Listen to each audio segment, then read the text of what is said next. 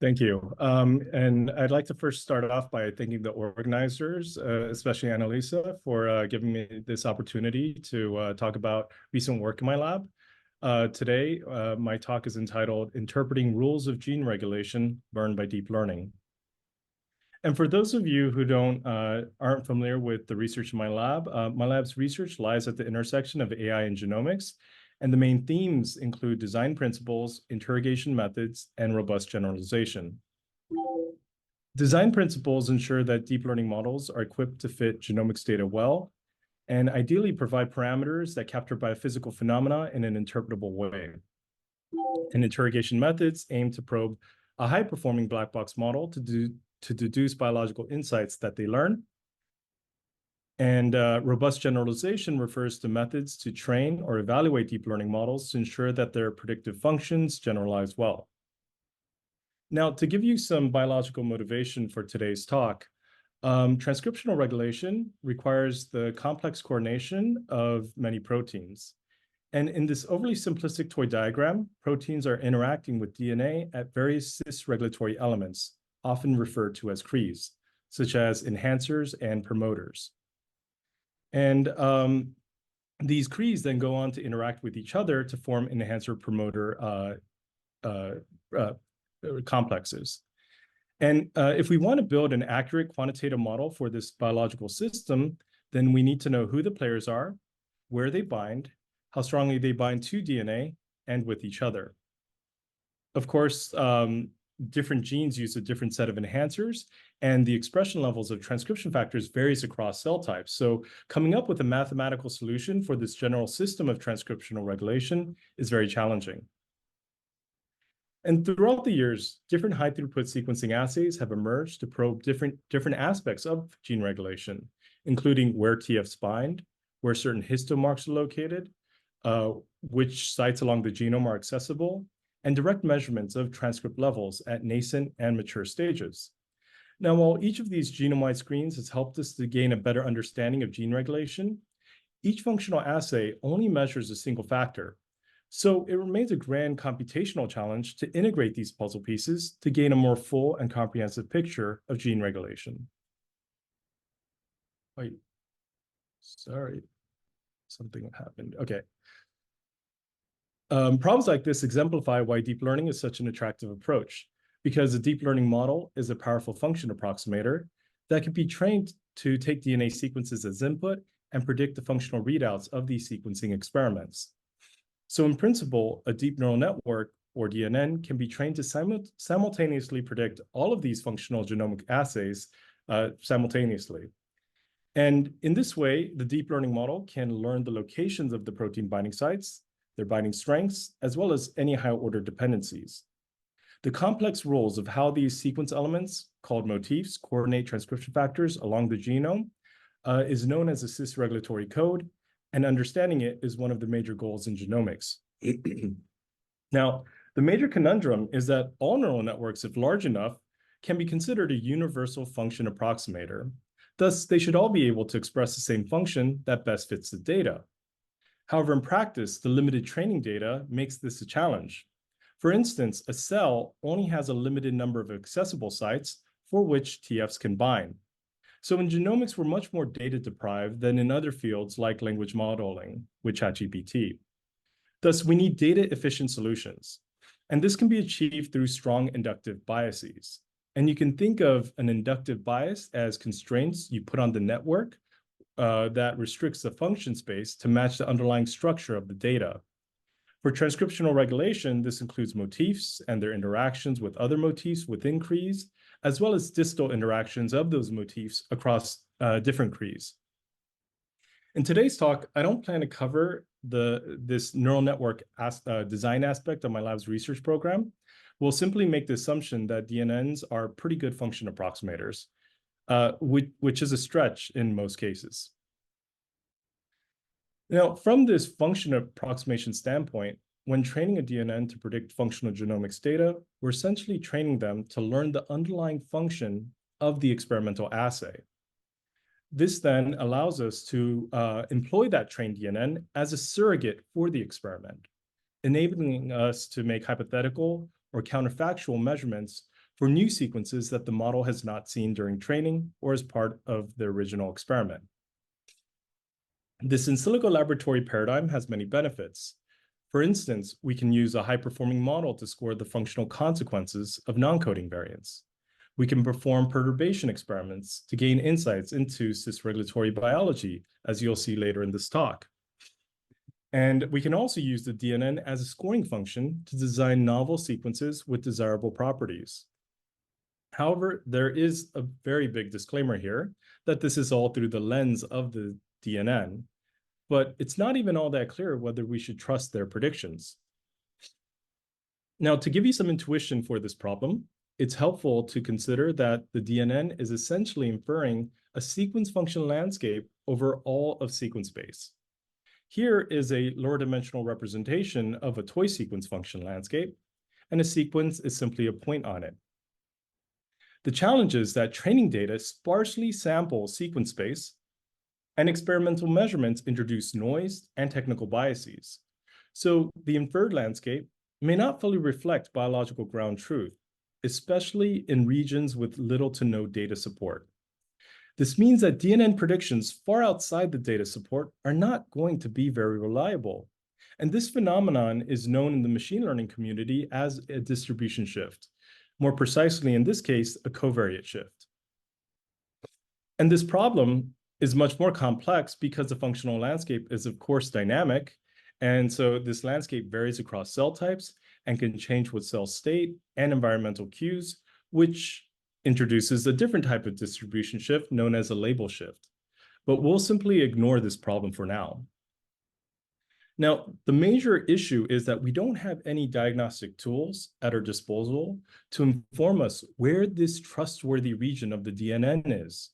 And so we don't know at which point we have fallen outside of it. Hence, it's unclear to what extent we can trust a DNN's predictions.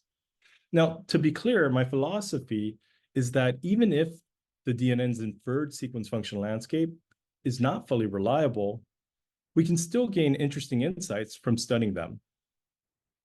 And one approach to gain insights from a deep learning system is through model interpretability.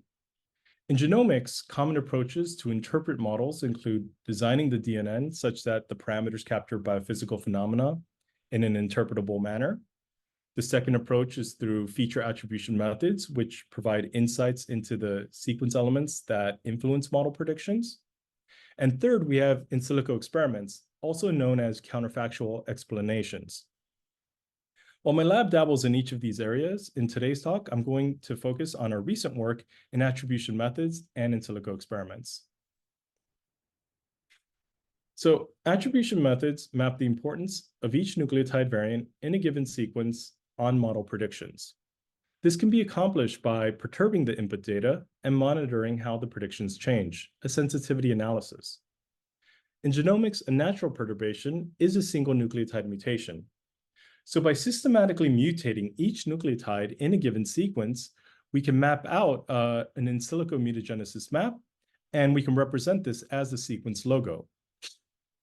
One major issue is that in silico mutagenesis is computationally very expensive. So over the years, several alternative approaches have emerged, such as calculating the gradient of the prediction with respect to the inputs. And this is called a saliency map. And there are many other popular methods as well, including deep SHAP, smooth grad, integrated gradients, deep lift, and many, many more. In practice, attribution maps can be quite informative. Here's an example of an attribution map for an enhancer sequence in Drosophila S2 cells. There are many putative binding sites that resemble known motifs from a motif database, such as GATA, AP1, and STAT. And so this is quite exciting, as this seems like the DNN might have actually unlocked the elusive cis-regulatory code of fly enhancers. However, now looking at other attribution maps, where each row represents a different enhancer sequence, I actually have more questions than answers. For instance, are the variations of the motifs across the different sequences important? Is the position of the motifs, their orientation, the order in which they appear, and their distance apart from each other important? Do the sets of motifs in a given sequence interact in an additive or cooperative manner? And so attribution analysis is fundamentally limited because it only informs you of the importance of single nucleotide variants, not the importance of motifs or motif interactions. And at the end of the day, it's quite easy to overinterpret motif rules from this kind of observational analysis of attribution maps. So the major benefit, though, is that it does provide this nice visualization that can help you generate hypotheses of what the model might be learning. Now, to directly test whether a DNN has actually learned those hypotheses, we can perform a counterfactual in silico experiment. And the gold standard for measuring causal effect sizes is the RCT, the randomized controlled trial. In an RCT, individuals are split randomly into a treatment group and a control group. An intervention or drug is given to those in a treatment group, while placebo is given to those in the control group. And the average effect size is then compared across each groups. This randomization and averaging serves to remove the effects of confounders within any individual. And so we have formulated a similar framework to interpret deep neural networks. We call this global importance analysis, or GIA.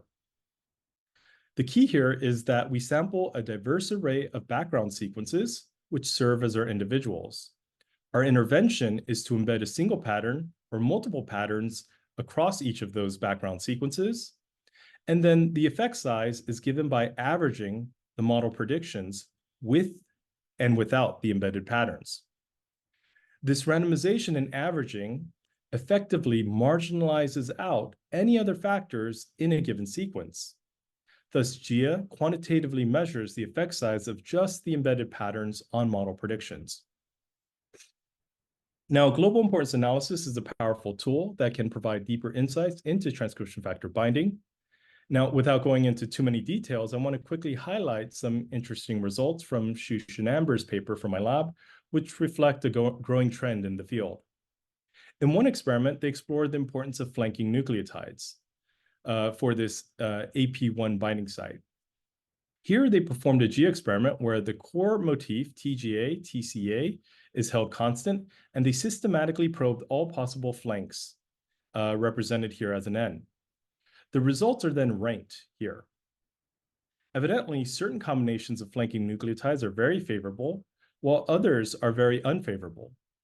This may explain why traditional additive models for motif scanning, such as PWMs, which don't fully consider the combinatorial contributions of these flanking nucleotides, typically leads to so many false positive predictions.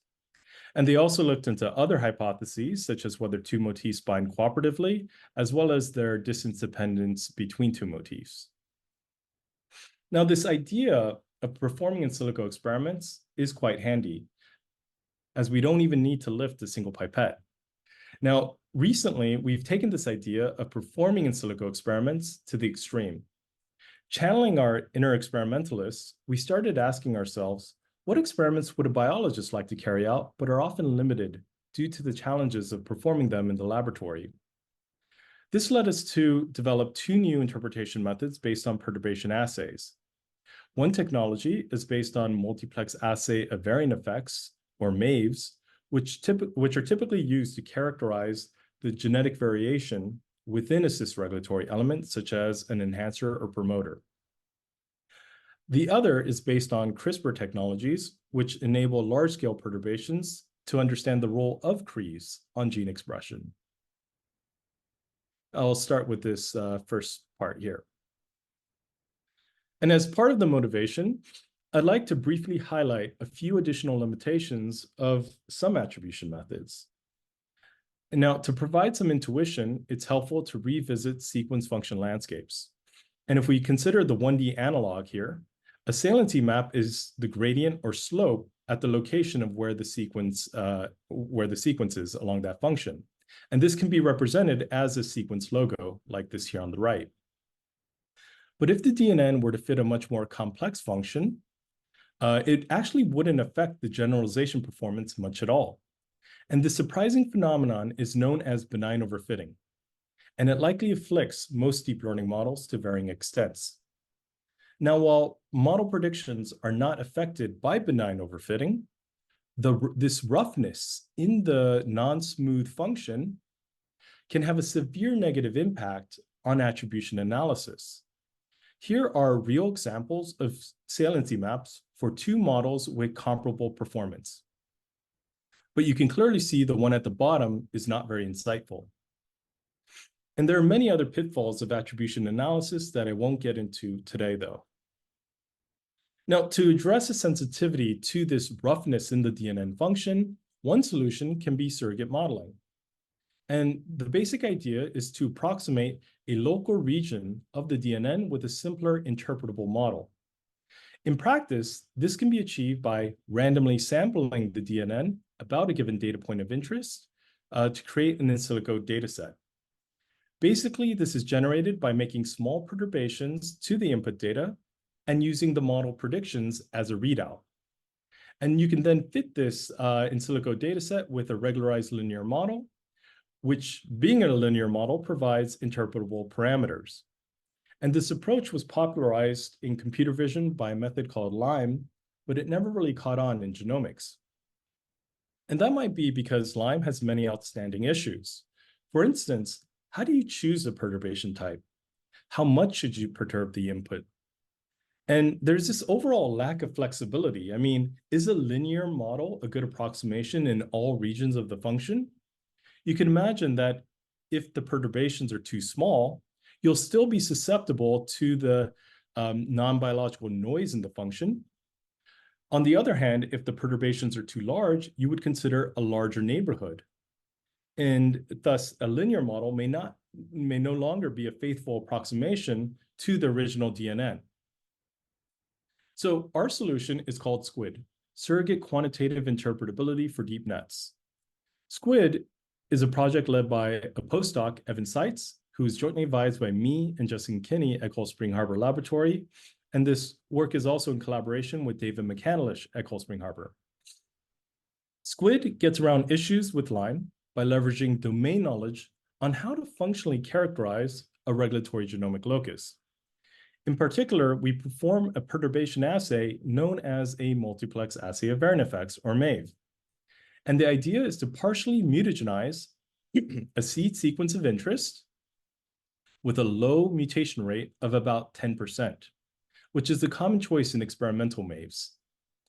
In the laboratory, this would be achieved with an error-prone polymerase.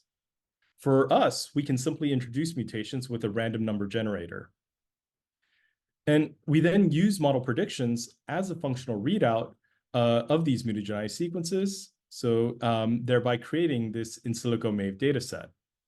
Then we can fit this in silico MAVE dataset with a biophysics-inspired model, the parameters of which provide direct interpretations as cis-regulatory mechanisms. So our choice of surrogate models is based on MAVEN, which is a software package recently developed by the Kinney Lab at Cold Spring Harbor. MAVEN provides a class of interpretable quantitative models developed specifically for MAVE data that probe a local region of sequence space. So it really meshes well with our goals here. The intuition is that the model incorporates a genotype-phenotype map that captures a latent phenotype. This latent phenotype represents the biomolecular interactions directly with the sequence. This is often the very thing we want to interpret from DNNs, such as motifs and pairwise epistatic interactions. Then there is this global epistasis nonlinearity, which serves to capture the experimental measurement process. This encompasses all of the biological processes from the latent phenotype to the experimental readout in aggregate, which has been empirically found to introduce a global nonlinearity into the data. And in this presentation, I'm going to focus mainly on additive genotype-phenotype maps, as it allows for a direct comparison with existing attribution methods. But I'll also touch upon other options later. In our first experiment, we compared the consistency of the motifs across different attribution maps. In brief, we identified putative binding sites across different sequences and generated their attribution scores. We then aligned the attribution maps centered on those binding sites of interest and calculated the variability of the attribution scores from the global mean. Now, if that explanation was lost on you because it was a bit fast, this analysis is essentially quantifying how variable the attribution scores are for putative motifs across different sequences. And so we did this analysis for several deep learning models that were trained across different functional genomic prediction tasks. And in each case, we saw that SQUID's attribution maps yield more consistent motifs, that is, a significantly lower variability than other attribution maps, including deep SHAP, deep lift, and in silico mutagenesis. This suggests that it would be easier to identify motifs from the attribution maps generated by SQUID. In another experiment, we wanted to test how sensitive different attribution methods are to roughness in the DNN function.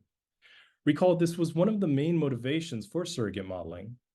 So we trained a CNN on a binary classification task of ChIP-seq peaks for the transcription factor GAP-PA in HepG2 cells.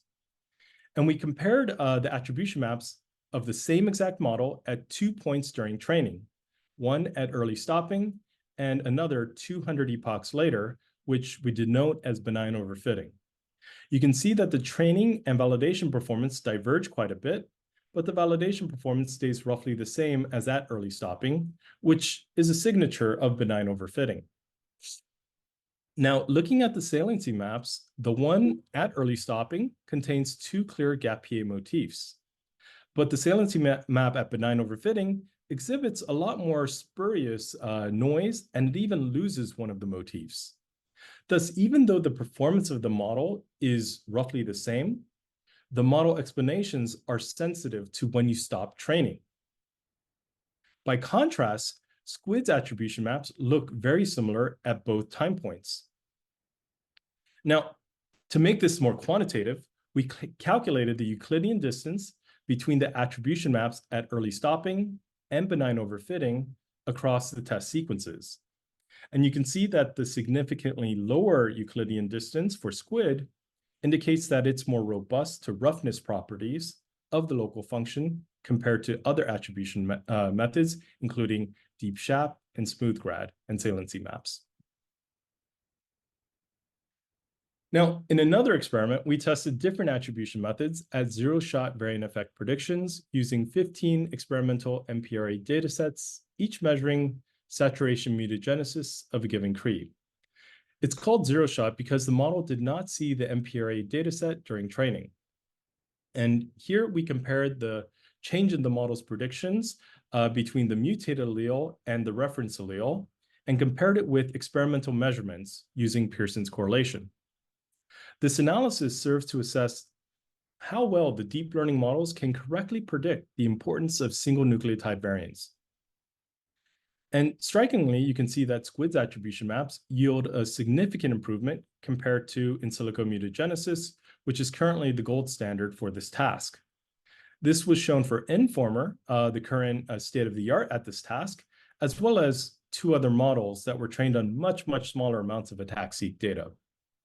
Now, I just want to quickly highlight how SQUID, using a standard ridge regression as a surrogate model, not the quantitative global epistasis model, this is just a standard ridge regression. Now, that this ridge regression surrogate model has a performance that's very comparable to in silico mutagenesis, although in some cases they're slightly better. So this shows that local function properties of these DNNs tend to exhibit some sort of variability that negatively impacts its variant effect prediction sometimes, and smoothing the function with surrogate modeling can help. But incorporating the global nonlinearity into the surrogate model really boosted the performance. And we believe that this might be due to decomposing the experimental measurement process from the predictions, which we wouldn't expect to transfer across experimental technologies. And finally, I just want to quickly highlight that SQUID can be used to uncover pairwise interactions within motifs and across multiple motifs, simply by replacing the additive genotype-phenotype map with a pairwise surrogate model, all of which are handled within MAVEN. In addition, we can also acquire global explanations of cis-regulatory mechanisms across sequence contexts by probing different types of mutagenesis strategies. For instance, we can anchor the sequences with a single or multiple patterns of interest in random backgrounds, similar to a global importance analysis. So in conclusion, for the first part of the story, SQUID leverages domain-specific knowledge about how to functionally characterize a regulatory genomic locus. And SQUID leads to more consistent motif visualizations and better variant effect predictions than existing attribution methods. This SQUID framework is extensible. The surrogate models can be switched out to provide different insights. We showed it for additive versus pairwise, but we can also incorporate other kinds of surrogate models as well, including thermodynamic models or kinetic models. The MAVEs can be designed in different ways to probe different biological questions. We showed it for local and global explanations. And SQUID bridges two genomics communities. On the one hand, we have those that model genome-wide observational sequencing data, such as the Enformers and BPNet models of the world. And we also have another community that develops quantitative models for locus-specific interventional MAVE data. And these local specific models require aligned sequences and thus aren't appropriate for genome-wide data. Now, SQUID enables the extension of those interpretable locus-specific models to analyze genome-wide functional screens, of course, through the lens of the deep learning model.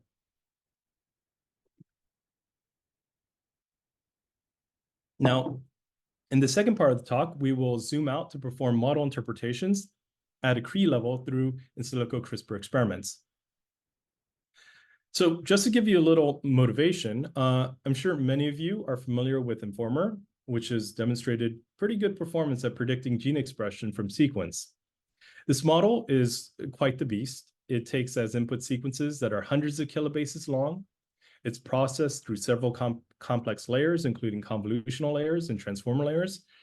And the output of this model are readouts of over 5,000 different sequencing experiments, including cage-seq, DNA-seq, chip-seq, across many different cell types.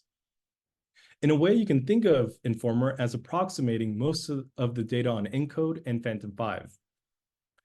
Now, with the receptive field at the scale of 200 kilobases, Enformer should in principle cover the majority of mapped enhancer gene pairs, though not all, of course. And Enformer's predictions are actually quite impressive. In their original study, they performed quite a number of validations to demonstrate this. Of course, it's not perfect and fails to capture many aspects of gene regulation. This was highlighted by recent works by Alex Karalis and Julian's lab, Sarah Mustafavi's lab at University of Washington, and Nala Ioannidis' lab at UC Berkeley. Nevertheless, despite not being perfect, Enformer still does learn quite a bit. And the authors performed some anecdotal, model interpretations using attribution analysis, and it does reveal that Enformer bases its decisions on motifs, which we would expect. But if we really want to understand what Enformer has learned, motif-level explanations are simply too complex for humans to process at the scale of hundreds of kilobases. So Shushan, a talented grad student in my lab, has recently developed CRÈME, cis-regulatory element model explanations. CRÈME is an in silico perturbation toolkit to interpret large-scale deep learning models like Enformer.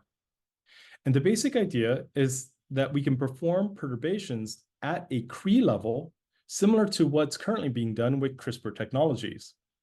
But since this is all done in silico, we don't have many of the restrictions on the scale of perturbations that we can perform. So we can really push the boundaries here. CRÈME includes a suite of different experiments that probe specific biological questions of gene regulation. And I don't have time to cover them all today, so I'll just highlight a few. Now, to demonstrate the utility of CRÈME, we're going to interpret Enformer as a case study, specifically focusing on transcription start site or TSS activity, which is given by Enformer's prediction of cage-seq for the cage-seq track in K562 cells. In our first experiment, we asked the question, to what extent does TSS activity depend on distal regulators? So to address this, we created the TSS context dependence test. First, we identified sequences centered on a TSS of interest and tiled each of those sequences into non-overlapping 5 KB bins. We then shuffled the sequences while keeping the central TSS tile intact. And then we use Enformer's predictions to measure the change in TSS activity. This probes how TSS activity, with just its proximal context within 5 KB of the TSS, is influenced by the absence of distal context. And as expected, we found that there were genes where shuffling the context completely killed the TSS activity, which suggests that the context contains enhancing elements. Hence, we refer to these sequences as enhancing context. In some cases, we didn't observe any change in TSS activity, and so we call these sequences neutral context. And in more rare cases, we notice that we notice an increase in TSS activity, which can happen if the context contains active silencing elements. Hence, we refer to these sequences as silencing context.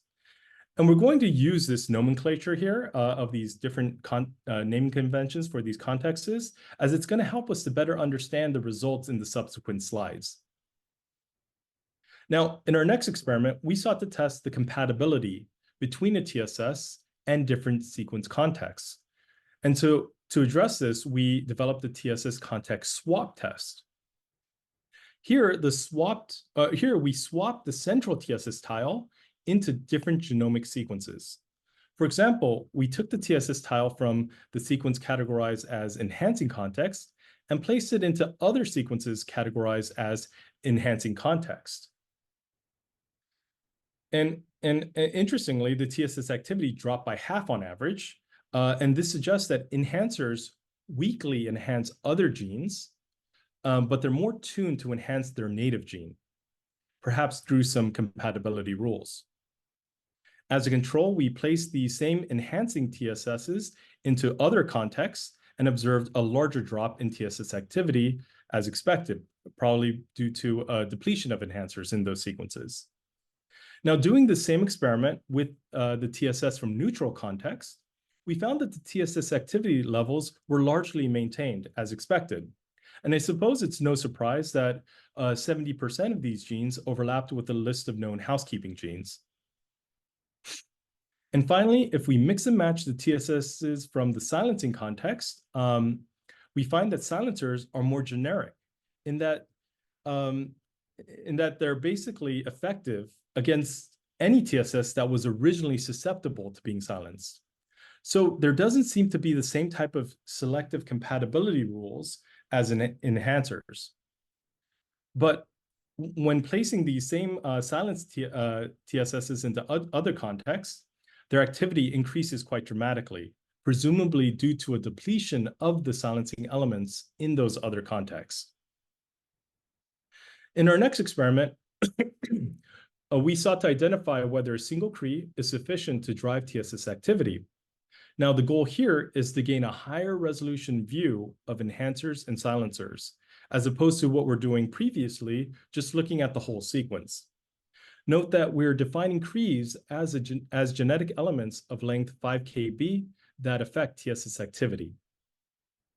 So we systematically probed all possible tiles within the sequences among each of these contexts. And what we did was we placed those perturbed tiles or those a specific tile of interest into shuffled sequences at their original positions along with the central TSS tile. This shuffling ensures that no other confounding factors can influence the effect size of this TSS CRE pair. And to make sure of it, we shuffled several times and averaged the model predictions. And this is essentially a global importance analysis, but at the CRE level. Interestingly, we found that in enhancing context, the tiles predominantly have enhancing effects, albeit to varying degrees. Very few enhancing tiles are able to drive most of the TSS activity, and the vast majority have much smaller effect sizes. In neutral and repressing contexts, there seems to be a balance of tiles with weak enhancers and weak silencers. And I'll get into this observation a little bit more later. So it's becoming increasingly clear that, according to Enformer, multiple tiles are needed to obtain significant effects on TSS activity. To find the optimal set of enhancing CREs, we devise a simple greedy search strategy. The greedy approach is summarized in this diagram here. First, we perturb all tiles independently and identify the tile that dropped the TSS activity the most. Now, I know this might be confusing, but the idea is that neutralizing an enhancing tile should decrease the model's predictions. So next, we then fix that shuffle, the tile that decreased the predictions the most. And then in the next round, we perform another search by shuffling the remaining tiles. And so this happens iteratively, round by round in a greedy manner. And so interestingly, you can see that in enhancing context, removing about 4 to 5 tiles on average drops TSS activity well below 80% of its original levels. It's interesting to note that silencing context and neutral context also contain some enhancers as well, but with much weaker effect sizes on their target TSS. Similarly, we can perform a greedy search to identify sets of silencers. In this case, we optimize for increasing TSS activity. And the slower convergence of the curve shows that silencers are present in greater numbers compared to enhancers, and they have overall weaker effect sizes. Again, enhancing and neutral context also contain small amounts of silencers as well. So together, these results suggest that Enformer's prediction of TSS activity is based on integrating the net effect of numerous enhancers and silencers. So we performed this greedy search because we anticipated that a perturbation of one tile could affect the behavior of other CREs, which can occur if the CREs behave non-additively. So in our next experiment, we investigated whether this is true. Specifically, we compared the results of our greedy search with a hypothetical scenario where we assume that the tiles interact in an additive manner. So for this analysis, we quantified the independent effect of each tile on the TSS activity, which is calculated in the first round of the greedy search. Specifically, we added up the individual effects of the tiles in the same order as the greedy search. And so this provides a hypothetical scenario where the sets of tiles behave additively. And strikingly, we found that according to Enformer, enhancers largely contribute in an additive manner, on average, of course. But when we stratify the results, we observe scenarios where the enhancers behave redundantly and cooperatively as well. And so in the case of cooperativity, the simultaneous presence of both CREs, or 2 or more CREs, is necessary for TSS activity. Now, in this toy diagram, when both enhancers are present, the prediction is 1. When either one is removed individually, we observe a dramatic drop in TSS activity. This corresponds to a large effect size of the enhancers, which is simply how much the prediction dropped. Thus, we can compute the hypothetical additive effects by summing these individual effects and subtracting it from the wild-type prediction. Now, while predictions of TSS activity by Enformer cannot go below 0, the hypothetical additive case can result in negative values when the tiles exhibit strong cooperativity. On the other hand, redundant enhancers by definition can compensate for each other. In this case, shuffling either enhancer leads to only a small drop in TSS activity, and therefore a small effect size. So while shuffling, let's say, the full set of redundant enhancers, it eventually drops the predictions to 0, the hypothetical additive model underestimates the effect size, leading to trends that never approach 0. And for any skeptics in the audience, I just want to quickly highlight that these experiments by CREME are essentially what quantitative geneticists have been doing for a long time, that is, performing knockouts and knock-ins of genetic elements and considering the role of context to characterize their effects quantitatively. And so we're just doing standard quantitative genetics, but instead of the wet lab experiments, we're doing it through the lens of the deep learning model.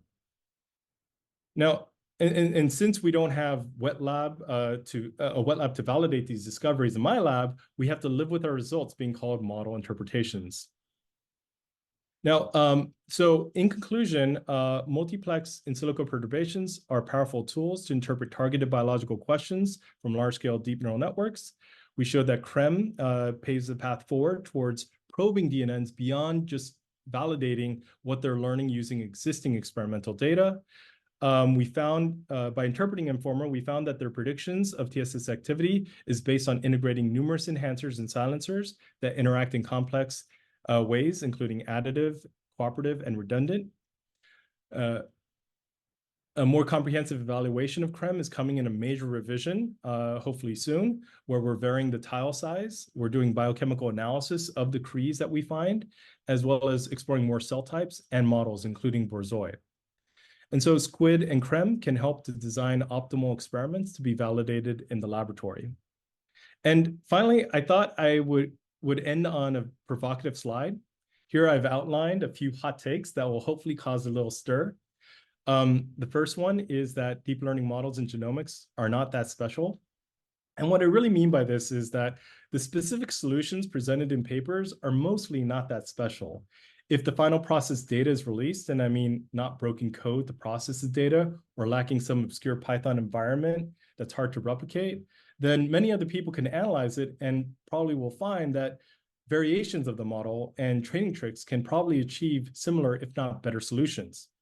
This is just to say that we should stop glorifying arbitrary model choices in the era of flexible function approximators.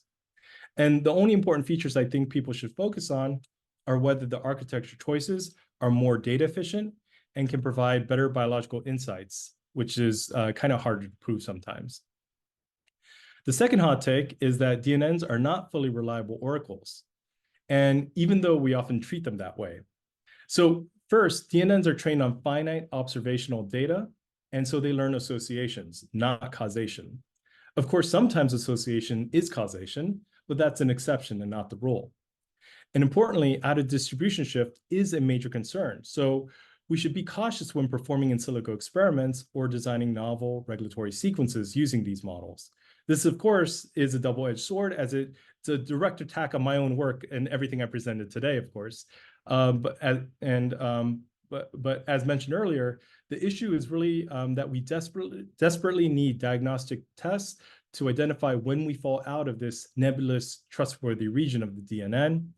And perhaps calibration of predictions and some notion of uncertainty can help, but I'm not quite convinced that this will provide a complete solution. And the biggest issue is that we need better ways of evaluating alignment between predictions and biological reality. Every experimental biologist knows that when they make a discovery with one experimental technology, they need to run many control experiments to rule out alternative explanations. And the discovery should be supported by an orthogonal technology. The level of rigor for good science in the wet lab can be high. However, when it comes to computational research, the bar is much, much lower. There's a trend of making strong claims with little evidence. But as computational biologists, we can easily run computational control experiments. And this was a major driving force for global importance analysis. And this idea of running control experiments goes for claims about biological discoveries, as well as claims about modeling innovations. And ultimately, we as a community need to engage more with experimentalists who can help advance our field, not just for one-off papers, but to generate new data that can help us to critically evaluate genomic deep learning models. And so this was a major breakthrough for a protein structure field, right, with CASP. And of course, everyone seems to be state of the art outside of CASP, but every time a new CASP competition comes by, it helps assess the progress in the field and identify the innovations that truly have a lasting impact. And I think only then we can navigate out of this sort of wild, wild west approach that we have in genomic deep learning right now. And with that, I'd like to thank the members of my lab, specifically Evan Seitz and Justin Kinney and David McCandlish, who worked on the SQUID project, and Shusha Antonian, who was working on the CREME project. And I also want to quickly highlight that I have a few people in my lab that are on the job market for industry or postdocs. Shusha Antonian, who developed CREME, and Amber Tang, whose work I didn't have time to talk about today, but is working on critically evaluating the representational power of genomic language models for regulatory genomics. And there's a TLDR. We have a long way to go, but we do hope to have a preprint on this study, on this story shortly, hopefully by the end of the month. Also, Chandana Rajesh is a fourth-year grad student looking for a summer internship.